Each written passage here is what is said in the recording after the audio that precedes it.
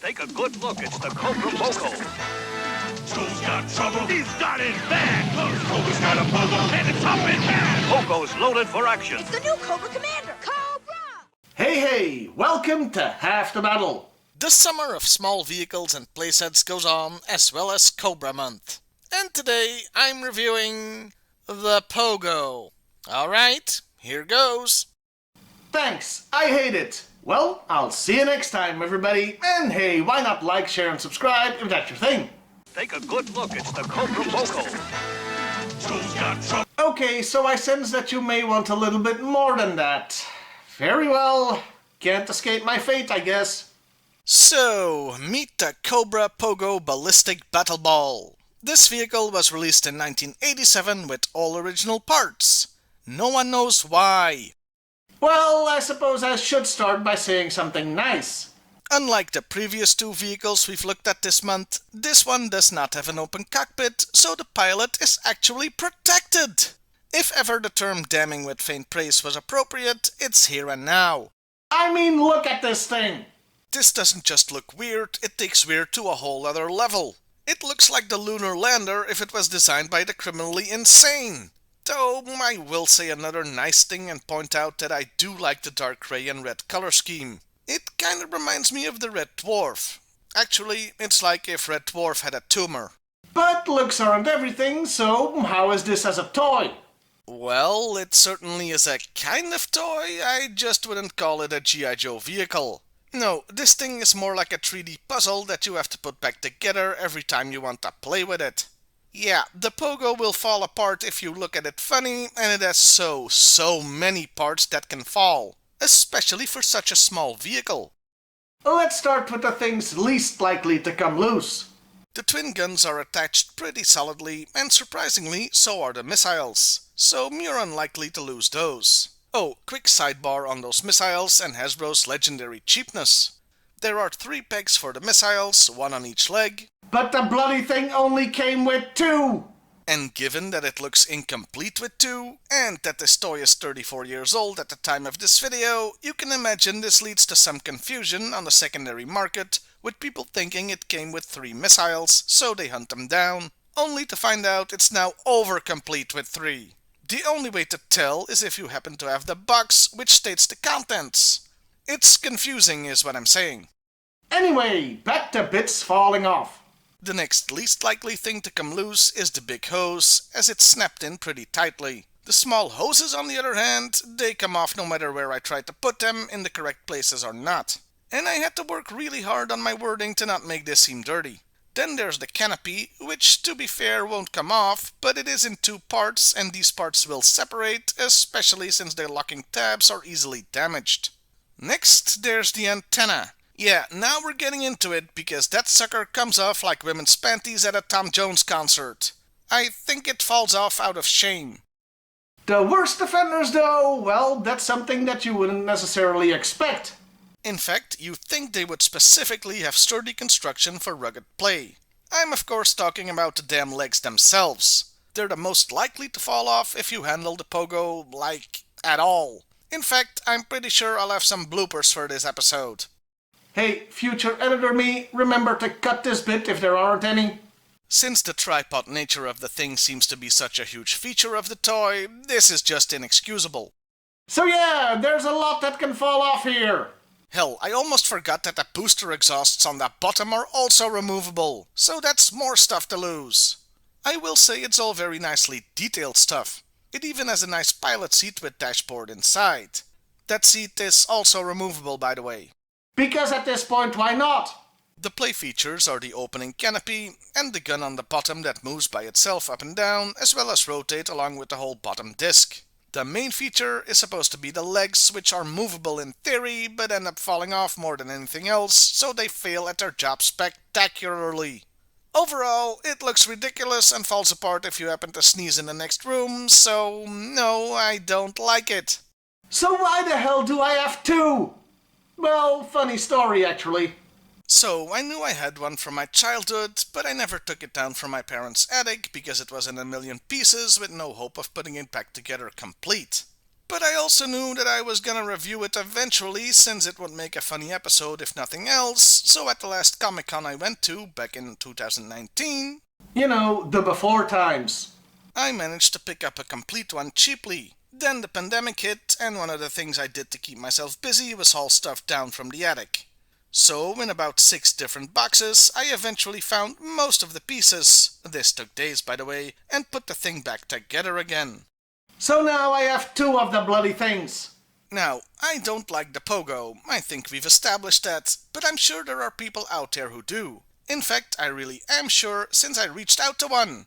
And since I'm nothing if not fair, I'm gonna have them talk about it in a more positive light. So please welcome Mike the Birdman from thisweekingeek.net for his take. Hey guys, this is Mike the Birdman from thisweekingeek.net, and I got asked to participate in this little project, and I got asked to talk about one of my favorite G.I. Joe vehicles growing up, and it's a weird one, and I think it's from the 1987 line, and it's called the Cobra Pogo Ballistic Battle Ball. That's a mouthful. And what this thing is, it's a one-man vehicle that literally has jet-powered pogo sticks and a couple of missiles and like a turret to attack Joe vehicles. And it's this red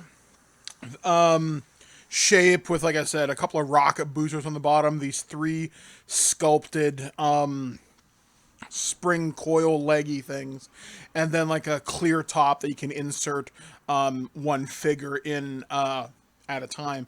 Plus it has a couple of detachable missiles, a turret that can move up and down, I think.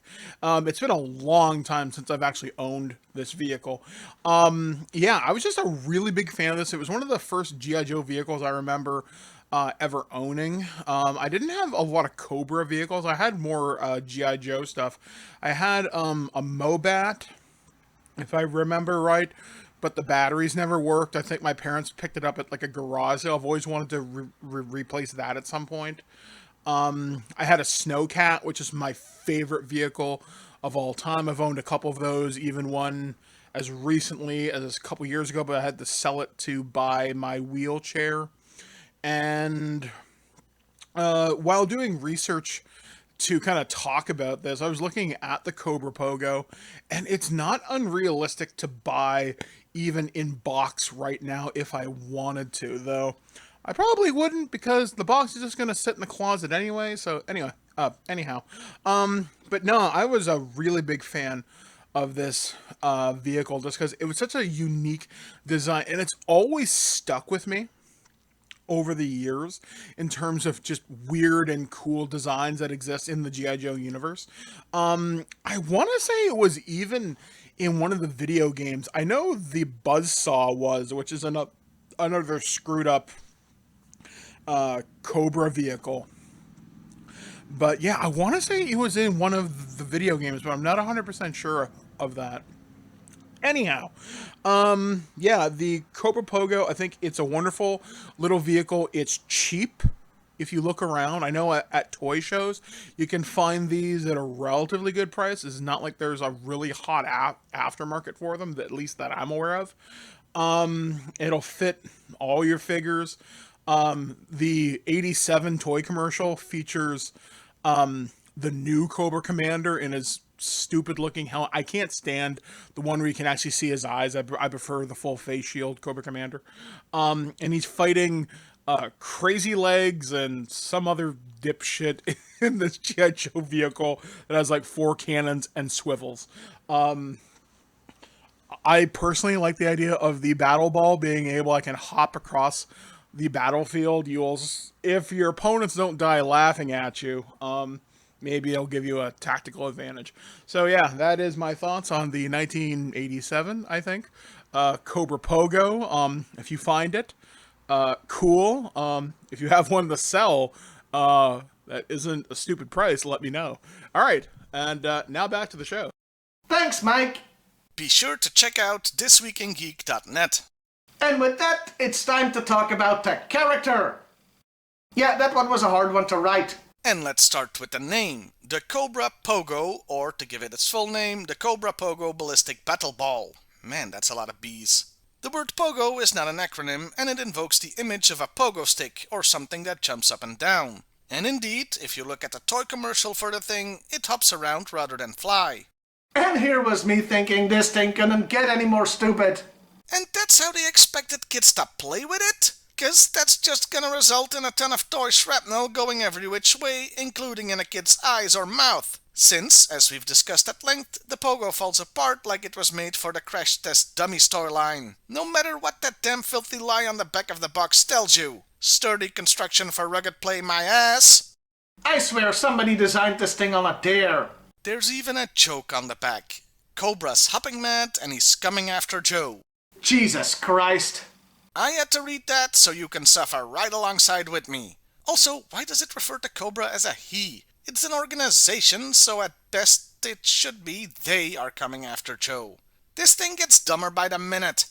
So, who's supposed to be the pilot? Well, there appears to be a strong consensus across all media, with the box, the commercial, and the comic picking Battle Armor Cobra Commander. Meaning this is supposed to be his personal vehicle, so not an army builder one like the Hiss, etc. So only a complete idiot would have more than one. So I guess that means these are Cobra Commander's balls. Big red balls. Oh, come on. I think that I've shown remarkable restraint with the ball gag so far this episode. Now, the Pogo is from 1987, so it could have been featured in G.I. Joe the movie, but it wasn't. Think about that. This thing was deemed unworthy to appear next to Cobra La. The prosecution rests, Your Honor. It did appear in the comics. In fact, we've already looked at the issue it debuted in, number 59, which also saw the debut of Raptor. Oh, what a match made in heaven. The Pogo was presented to Cobra Commander by Fred Seven, a Crimson Guard, and he used it to attack a Joe convoy, though he wasn't successful. He also remarked that the thing was so shaky that he almost lost his fillings. It should be noted that it was very much a flying machine here, it doesn't hop around like an idiot. Later, in issue 67, the Commander uses the Pogo to return to Cobra Island, taking out a freaking Mamba in the process. And that's pretty much the last we see of it. And that was the Cobra Pogo. I still don't like it. Thanks to Mike, I can appreciate that for some it's not without its charm, but it's not for me. Is it the worst G.I. Joe vehicle? Well, no, not by a long shot. That honor will forever belong to the septic tank, but to me it's still a stinker. Oh well, at least things can't get any worse, right? Oh, son of a bit! Take a good look. It's the Cobra Pogo. Joe's got trouble. He's got his bag. Cobra's got a Pogo. And it's up in bag. Pogo's loaded for action. It's the new Cobra Commander, Cobra!